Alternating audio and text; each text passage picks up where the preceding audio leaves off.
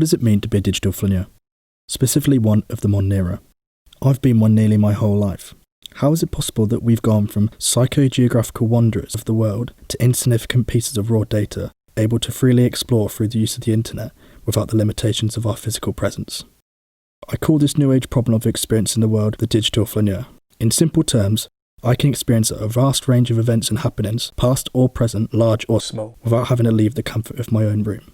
This inauthentic behaviour can change the way we perceive things. We are now more interconnected and globalised than ever before. We are self-aware of our place within this capitalistic and technological society, yet we don't still know how it truly functions. Being a digital flaneur is also an exploration into high and lowbrow concepts. The material I've collected for this is a perfect example. These events that I'm analysing are not only important to understand how we've become digital flaneurs, but also understand what it means to experience these events in our heterotopic state.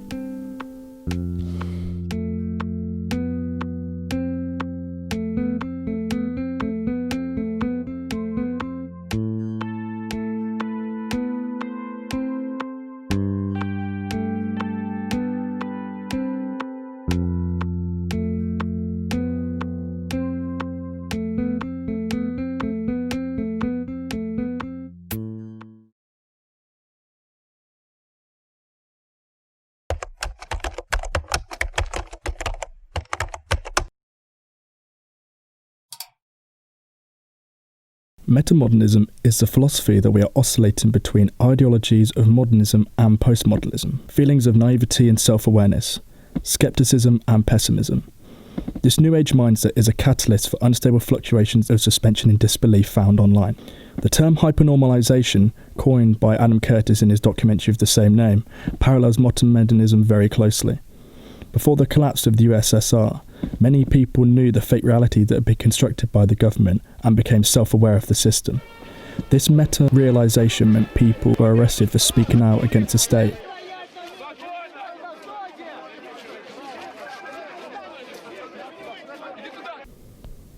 Start again. This plan, however, backfired, as easing control over the people ultimately allowed the people to use its newly formed political power to speak up against the government. The Soviet economy was cut off from the rest of the world, further cementing their inevitable fall. After 6.5 years in power, Mikhail Gorbachev confirmed his resignation on television tonight. Я покидаю свой пост с тревогой. The Chernobyl disaster also put pressure on the collapse. Later in 1993, Gorbachev stated that the event was the main catalyst for the fall of the USSR. At 1:24 in the morning, an engineer recorded in his diary that the protective system wasn't working. As fires raged, the core of reactor number 4 was destroyed. A huge cloud rose into the sky, spreading large amounts of radioactive fuel and materials into the atmosphere. Chernobyl wasn't just an example of our technological capabilities, but our potential for disaster. Looking back at the evacuation of Chernobyl, I can't help but compare the desolate town to our current pandemic. This is just one characteristic of the modern day flaneur's role, taking happenings from an external perspective and relating them to my own personal experiences. Nevertheless, these events in time were a benchmark in the capabilities for technological growth, as well as the foundation in which meta-behaviour was formed. The only difference being is that the Soviet people eventually did something about it. I believe, in society today, we are too desensitised and dependent on our technology. This means no real change can occur. Postmodern and capitalism have now buried themselves within the networks of our online world. Algorithms study us and show us how we think and feel. I may feel sometimes like I have free will online, however, I'm simply part of a system who encourages me to click, watch and embed myself within our culture.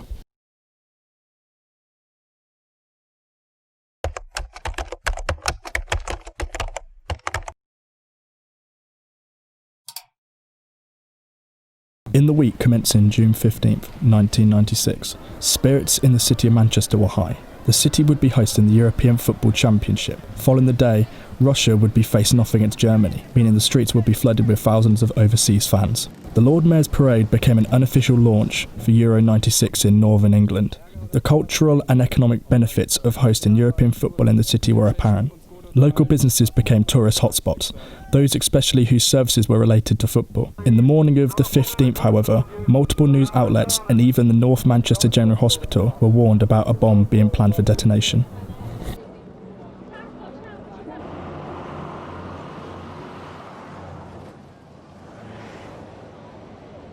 On the very same day, 15th June 1996, England beat Scotland in the European Championships to secure a semi-final clash against Germany. Even with the lack of coverage, I'm still able to replay the match in its entirety. This inauthentic seat I'm able to take up in the crowd has only increased with the surveillance of football in more recent times. Stands are filled with phones, no moment left unnoticed. As if resuming the oldest rivalry in international football was not enough. The competition of the European Championship.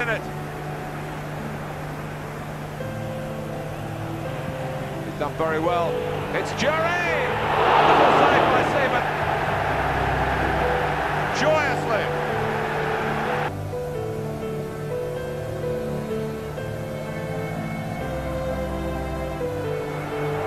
And here's Gascoigne. Brilliant play! Take a bow! That's unbelievable! Within the last hour, there's been an explosion in Manchester city centre. It follows a security alert earlier this morning. Responsible for the attack was the PIRA, Provisional Irish Republican Army.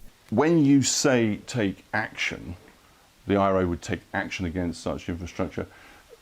Tell us what you mean. The IRA is an army, and as an army, we're committed to armed struggle for political and social change. The new IRA, or Real Irish Republic Army, reformed in 2012.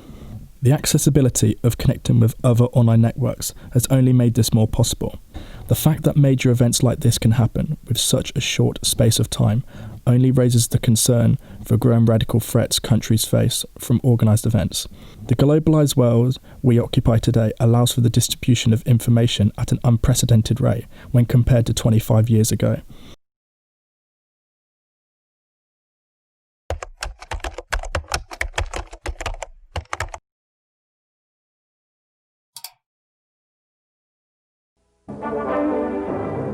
The Thinking Machine.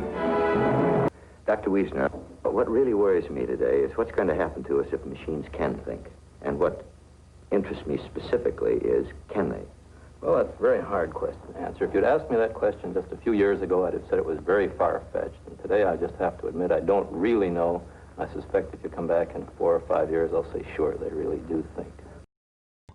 1943. Walter Pitts and Warren Mukula create first computers based on neural networks. 1965.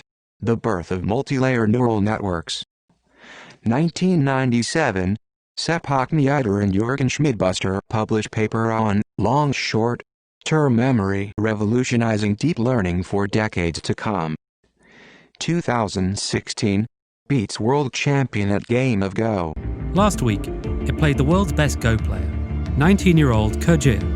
With the help of a human handler, AlphaGo beat him 3 times, and after doing what it was designed to do, retired from the game. Neural networks are AI technology used to analyse and then predict certain patterns. The model structure of a neural network allows and narrows down possibilities to predict future results. Similar to networks themselves, these are the building blocks for how our online platform remains so powerful and significant. There's a certain irony to the structure of neural networks, however, being designed based off the neurological pathways of the human brain. Neural networks were the birth of AI technology and gives us a reminder of how dependent we are on such tech. Today, common uses of neural networks include customer service, automated vehicles, language learning and image generation, to name a few. Using this AI technology, we're able to predict future terrorist attacks based on previous behaviour. Neural networks are vital for the experience of the digital flaneur. They've built the system that we are so dependent on. However, in a meta sense, we still truly don't understand how they work.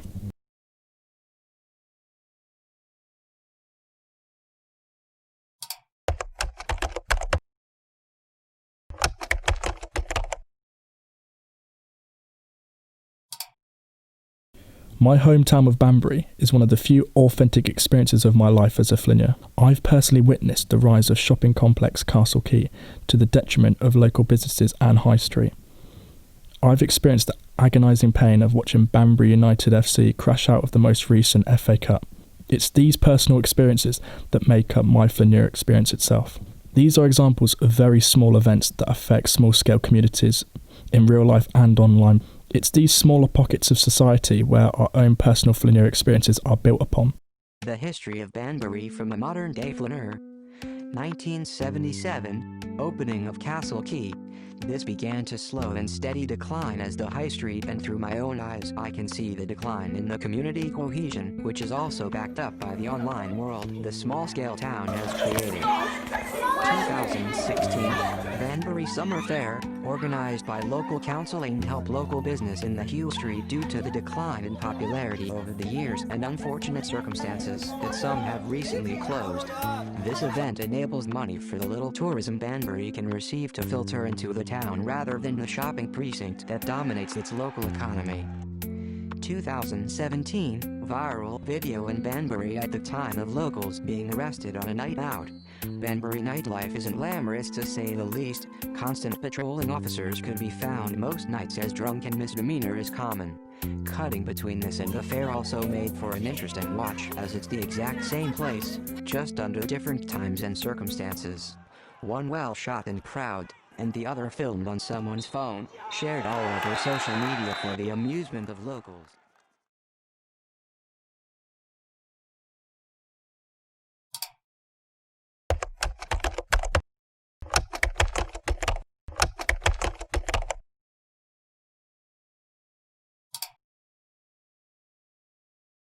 Football is something very personal to me that makes up a large amount of what I consume online. As most of what I've explained over time, there's been a gradual change in sport. For many, the football persona and presence has transformed from something that was authentic to nowadays, something that has allowed consumerism and capitalism to gain online, as well as using the online space to create content aimed to build relationships with football fans in a way to gain a following. Football fans have become aware of this, backing up my metamodern ideologies. The 2018 World Cup is a perfect example. In Rapinoe, following that 2-1 win over Tunisia, Jesse Lingard clearly winning the Battle of the Unicorns. The players have a day off today as well, ahead of their second group match against Panama on Sunday, so perhaps more of the same. Footballers began advertising themselves to a broader sporting mainstream audience online. Again, as a flaneur, this is something that influences my experience that I've picked up upon. Due to the gentrification and advancement of the internet, it's now almost required for a popular sportsman/woman, specifically within football, to have an online presence in which they can expand their brand for economic and cultural gain. 슈퍼선, 슈퍼콘.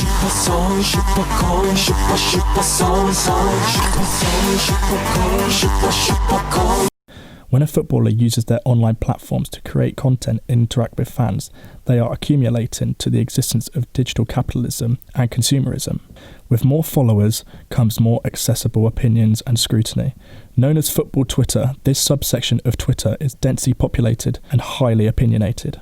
Hate online has only become more apparent because of this.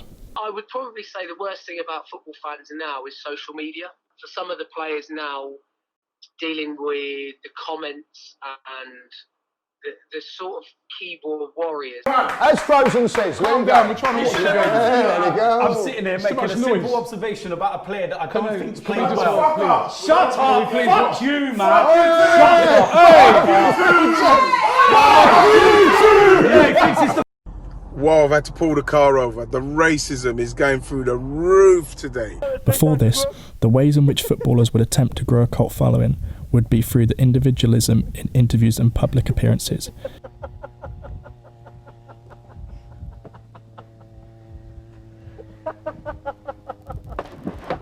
Ciao, this is Football Italia magazine. If you haven't got one, if I was you, I'd go and get one. So the first leg of the final over, the second leg to come. What's your prediction for the score in the second leg?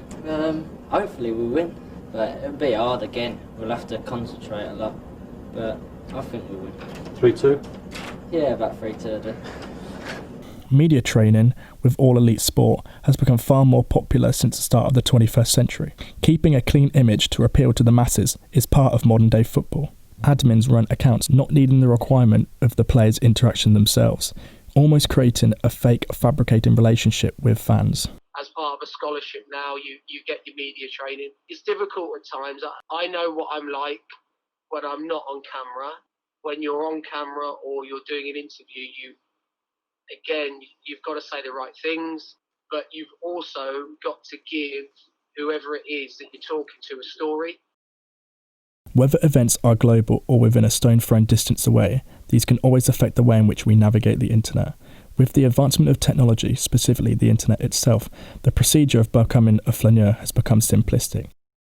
No longer should we consider ourselves individualistic observers of life, but rather smaller pieces of data within a digital capitalist system. From psychogeographical wanderers to heterotopic introverts sat in our room, it just goes to show how the definition of flaneur has changed. Metamodernistic and capitalistic ideologies are direct influences of the modern day flaneur experience. It's the ability to be part of such networks and observe events, both small and large scale. This is what truly makes up the definition of a digital modern day flaneur.